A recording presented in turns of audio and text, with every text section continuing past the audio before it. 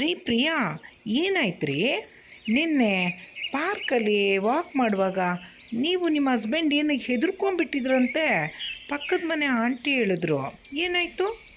ಅದಾ, ಅದು ಏನಂದರೆ, ನಾನು ಹಸ್ಬೆಂಡು ವಾಕ್ ಹೋಗಿದ್ವಿ.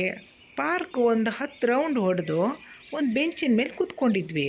ದಿಢೀರಂತ ಫಟ್ ಅಂತ ಜೋರಾಗಿ ಶಬ್ದ ಬಂತು ರೀ.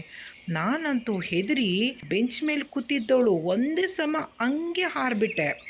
ನಾನು ಹಾರಿದ ಫೋರ್ಸ್ಗೆ ಇಡೀ ಪಾರ್ಕಲ್ಲಿದ್ದವರೆಲ್ಲ ನಮ್ಮನ್ನೇ ನೋಡ್ತಿದ್ರು.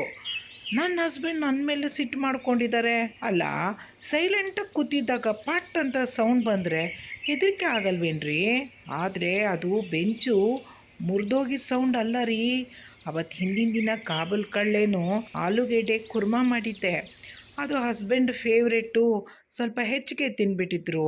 ಅಲ್ಲ, ಇಷ್ಟು ವರ್ಷದಲ್ಲಿ ಈ ಥರ ಜೋರಾಗಿ ಆ ಕಲ್ಲಿನ ಫೋರ್ಸ್ಗೆ ಪಟ್ ಅಂತ ಬಂತಲ್ಲ. ಈ ರಿಂಗ್ ಟೋನು ನನಗೆ ಹೊಸ್ದಾಗಿತ್ತು ರೀ.